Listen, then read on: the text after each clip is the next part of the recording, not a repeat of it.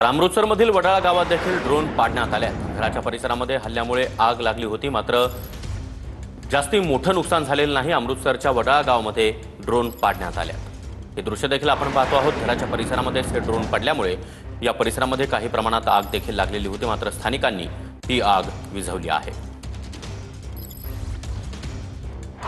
पंजाब मधलं खरं तर अमृतसर शहर हे पाकिस्तान आणि भारत सीमेपासून अगदी जवळ आहे आणि कालपासून या अमृतसर शहराला जे आहे पाकिस्तानकडून टार्गेट केलं जाते। मात्र काल केलेल्या ड्रोन हल्ल्यामध्ये पंजाब जवळच्या अमृतसर जिल्ह्यामधलं जे गाव आहे वडाळा भटिवडे, या गावामध्ये ड्रोन बॉम्ब जो आहे तो पडलेला आहे।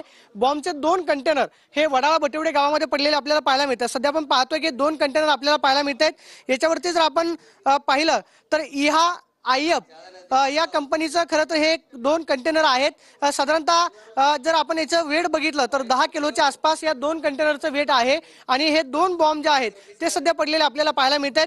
सध्या आर्मीचे जवान आपण पाहतोय की या ठिकाणी पंजाब पोलीस जे आहे ते तैनात करण्यात आलेले आहे। मात्र या परिसरामध्ये ज्यावेळेस हा बॉम्ब पडला त्यावेळेस घबराटीचं वातावरण निर्माण झालेलं होतं, कारण ज्यावेळेस ड्रोन या ठिकाणी पडला त्यानंतर या ठिकाणी आग जी आहे ती मोठ्या प्रमाणावरती लागली। मात्र सध्या आपण पाहतोय की हे ड्रोन जे आहेत ते सध्या खरं तर भारताच्या दिशेने पाठवले जातात। मात्र दुसऱ्या बाजूला बॉम्ब स्क्वॉड जे आहे ते अगदी थोड्या वेळात या ठिकाणी दाखल होत आहे। मात्र सगळ्यात महत्त्वाचं म्हणजे आपण जर या ठिकाणून नजर टाकली तर हे आपल्याला एक्सप्लोजिव्ह जे आहेत ते आपल्याला पाहायला मिळतात।